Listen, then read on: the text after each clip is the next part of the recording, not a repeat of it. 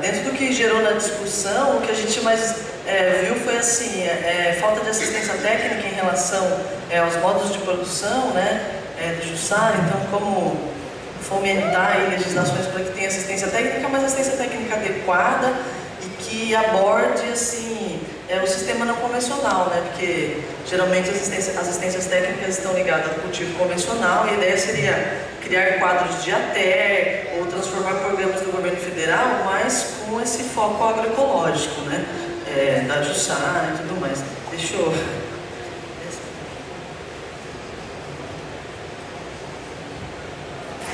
Então, as proposições foram essas, então, formulação de um marco legal para regulamentação da cadeia produtiva, focando fruto, né, para que a gente tenha embasamento legal para fazer o manejo dos frutos, uma campanha de promoção para a Jussara, né, ou seja, aquilo que a gente veio comentando no evento, criar algumas estratégias de marketing para a gente divulgar o produto mesmo, né, para quando a gente levar esse produto no mercado, o nosso consumidor ter consciência do que ele é, né, na verdade, saber o que é o produto. Continuidade da rede Jussara, então, nas duas oficinas, né, tanto na 12 quanto na 6, que uma é políticas públicas, a outra diagnóstico e levantamento das demandas, a gente viu a importância de continuar a rede, né, que a rede acaba se tornando uma referência para nós, para as comunidades. Então, assim, a gente vai colocar dentro das propostas se continue o trabalho da rede, se renove aí essa parceria. Mudar a legislação da repartição de benefícios, e foi interessante porque o pessoal ali da legislação colocou isso, então ela é meio ambígua, né? A gente tem dúvidas em relação a como distribuir esses benefícios e todos esses problemas de, né, quem que é o dono da ideia, de que maneira isso vai, como que você vai remunerar isso, como que a gente vai quantificar isso, né? Então, em parceria com a rede e os trabalhos que já estão sendo realizados na Getúlio Vargas. Programa de incentivo ao manejo, né, do palmito. E assim, a gente discutiu muito o problema do Vale do Ribeira, e a gente sabe que a gente está falando em âmbito nacional, mas foi decidido no grupo colocar essa situação do Vale, que o Vale do Ribeira, que a rede apoiaria essa iniciativa do Vale do Ribeira não criar mais unidades de conservação de proteção integral, e sim as redes de desenvolvimento sustentável, né? Que daí seriam locais onde se poderia legalmente ter maior facilidade para o manejo. Então a gente acredita que deve-se trabalhar o material didático da Jussara, para que a gente possa divulgar as informações. A gente conversou, as informações não chegam, né, nos pequenos proprietários, ou você quer saber como que maneja o fruto, ou como que planta, ou como que faz a muda, e não tem essa informação. Então talvez um sistema de cartilhas ou aqueles cartazes autoexplicativos que a gente achou que são bem interessantes também, né? Então o material didático relata as diversas fases da cadeia produtiva.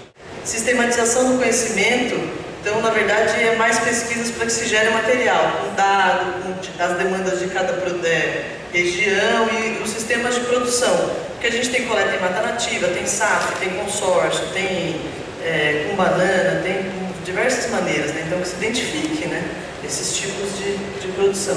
Resgatar o conhecimento local e as culturas tradicionais dentro da sistematização desse conhecimento, e extrema necessidade de assistência técnica adequada para os produtores em ações contínuas a médio e longo prazo. Então a gente acabou gerando várias demandas e daí fica claro que tem que ser a médio e longo prazo, né? Porque a curto prazo muito poucas coisas a gente pode obter o resultado.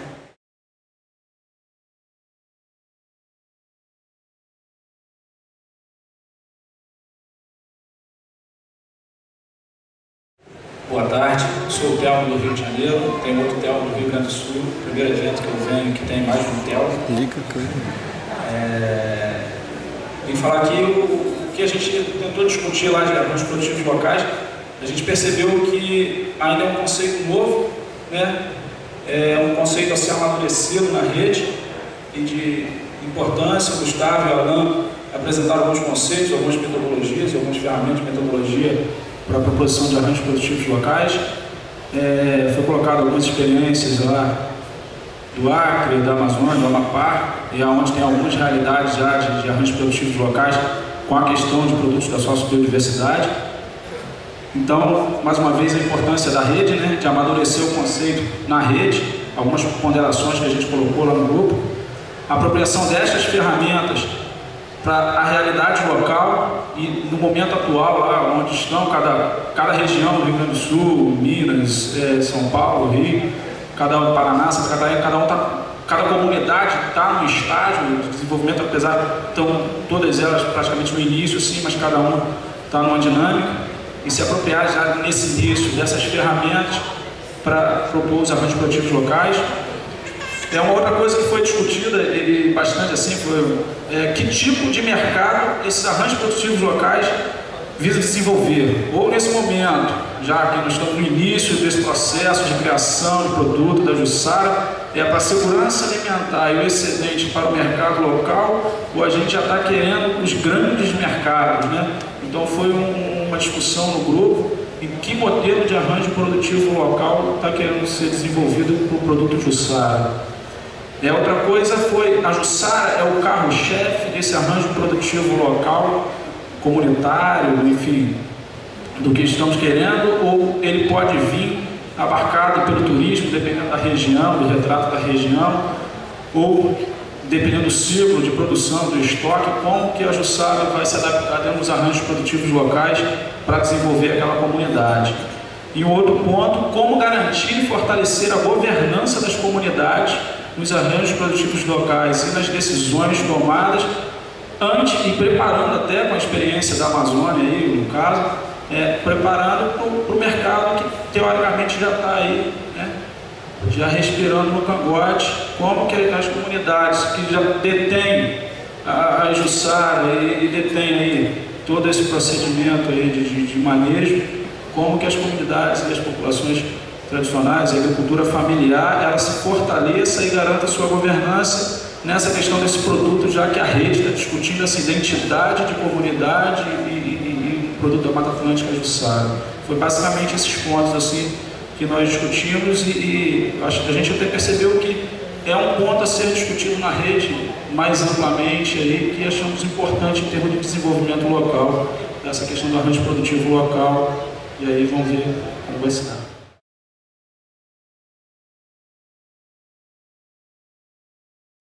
A questão da alimentação escolar surgiu agora, a lei da 11.947, em junho de 2009.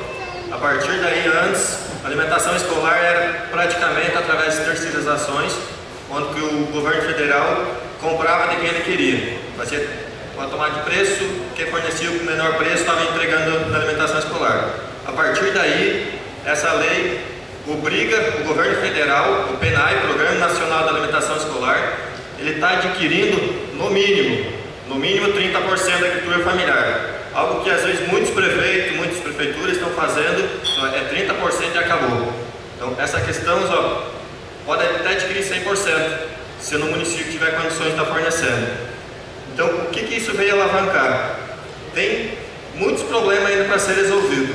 Um deles é que as prefeituras não conhecem, ainda acostumadas com a questão das licitações, todo aquele processo todo, não sabem o passo a passo para estar sendo realizado esse trabalho. Mas o que pode ser feito que está sendo desenvolvido? Existem algumas regras. O agricultor ele precisa ter a tal da DAP, Declaração de Aptidão ao Pronaf, onde comprova que ele é um agricultor familiar. E também bloco de nota, então, se tem a DAP, com certeza vai ter o bloco de nota, questão dos pagamentos. Esse trabalho ali, ele consegue estar acessando esse recurso. Através de uma chamada pública que a prefeitura ela deve realizar, colocando os produtos que ela precisa para a alimentação escolar, o agricultor consegue estar inserindo essa alimentação, fornecendo a sua proposta. Um detalhe, onde tem PAA, que é o Programa de Aquisição de Alimentos da Conab, o preço desses alimentos, ele deve seguir, na merenda escolar deve estar seguindo esse parâmetro, que já vem estipulado pelo governo. Então esses daqui são o que os documentos que o agricultor tem. Ele tem uma cota de até R$9.000 para estar fornecendo. Então uma família que tenha um pai que tem uma DAP, ele consegue acessar R$9.000. Mas no caso ela tem um pai, a família e o filho, também tem uma DAP, também tem é considerado como agricultor, tem uma área de terra para ele, consegue acessar mais R$9.000 para entregar alimentação nas escolas. Algo também que está diferenciando essa lei é a questão do próprio nome. Antigamente a gente falava merenda escolar. Merenda é só algo fácil de fazer, rápido. Alimentação é algo mais específico, é um alimento mais de qualidade. Isso que está tendo a melhorar esse processo. A prefeitura, na hora que ela vai fazer, o agricultor forneceu o preço lá, só tem esse produto para fornecer. A prefeitura ela pode fazer um contrato direto, a prefeitura com o agricultor. Claro que o mais fácil para viabilizar a questão de logística todo, é mais fácil que os agricultores estejam organizados em algum grupo, até mesmo cooperativo, porque ele vai ter a questão do transporte. A prefeitura ela vai comprar o alimento, mas não quer dizer que ela vai precisar ir lá pegar do agricultor e levar até na escola. Esse agricultor, ele precisa estar fornecendo lá naquela determinada escola. Então esse trabalho, se tiver em cooperativa alguma coisa, ou grupos, indiferente, qualquer tipo de grupo, que consiga viabilizar esse acesso até nesses locais, vai ser importante. A questão da comercialização da própria polpa na merenda escolar, nada impede de estar comercializando essa polpa na merenda escolar.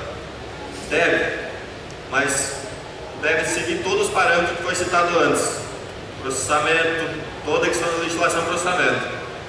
Está se construindo um trabalho mais específico lá nas regiões de Santa Catarina e outras regiões aqui, onde as nutricionistas, como não era de costume, deles colocar a polpa na merenda escolar, está fazendo oficinas de degustações, onde junto com a nutricionista e vai fazer o trabalho com as crianças, para a partir daí essa nutricionista colocar essa alimentação.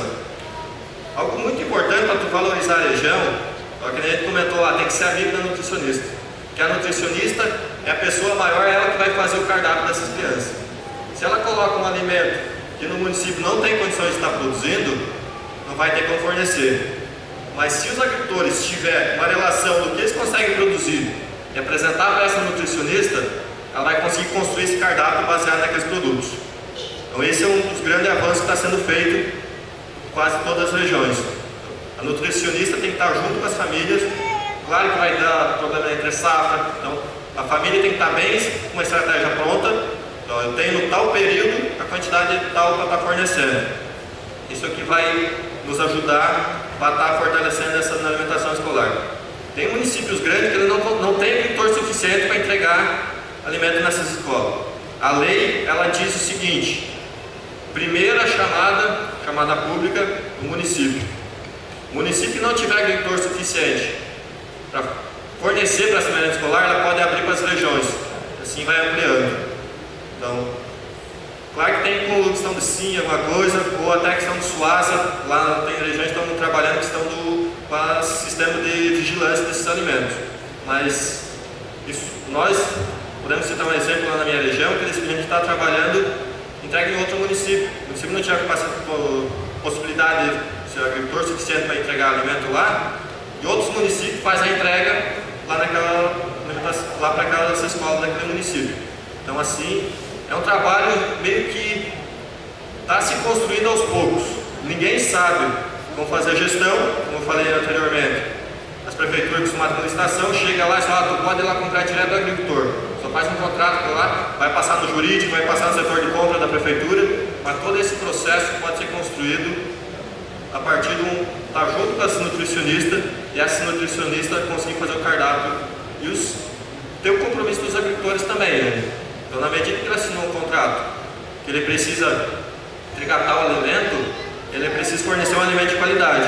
Que lá na própria lei está dizendo o seguinte: se o prefeito, se não está indo o alimento de qualidade, o prefeito ele pode abortar essa chamada pública. Só tem que ser um alimento de qualidade que está sendo entregue.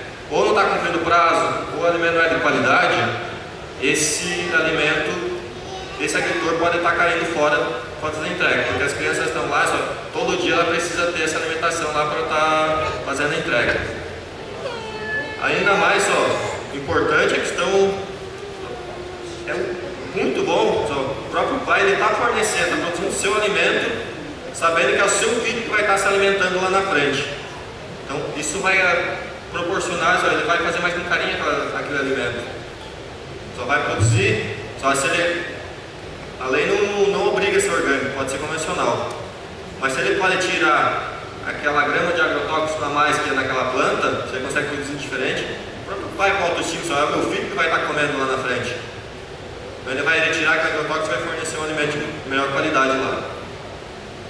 Foi mais ou menos nessa linha que o grupo seguiu a conversa, então, mais focado na legislação. O que a prefeitura tem de obrigação, é uma obrigação a partir de 2011. A prefeitura que não seguir, não comprar o mínimo dos 30%, ela vai ter vários problemas, porque está sujeito a penar e não liberar mais recurso. Esse recurso é aqueles 33 centavos por criança que o governo federal passa para essa escola, ele não vai receber. O que vai sobrar para ele? Um pouco do estadual e o município tem para suplementar esse suplemento, mas nem todos têm condições. Então, é um dinheiro garantido que as prefeituras, ou ela compra no mínimo 30%, ou vai acabar sofrendo vários problemas lá na frente. Também algo que dá para ressaltar, podemos ressaltar, o agricultor tem que estar organizado. Só não é o prefeito que vai correr de casa em casa, visitar os agricultores lá, precisamos do alimento, precisamos do alimento. Os agricultores podem chegar e bater lá, nós temos alimento para entregar, nós queremos entregar para nossas crianças, tem escola aqui, pode fornecer, vai ser feito esse trabalho. Então, é uma construção em conjunto, que a gente, a partir do tempo, a gente vai estar construindo. Tem regiões, mais que no Rio Grande do Sul, o pessoal já está entregando há mais tempo, mas que já tinha através de cooperativas nesse sentido. Seria isso o trabalho que a gente fez. A merenda escolar é algo muito importante, é algo que vem acrescentar na comercialização dos alimentos, valorizar nossos agricultores, para a gente seguir em frente o trabalho junto com essas famílias.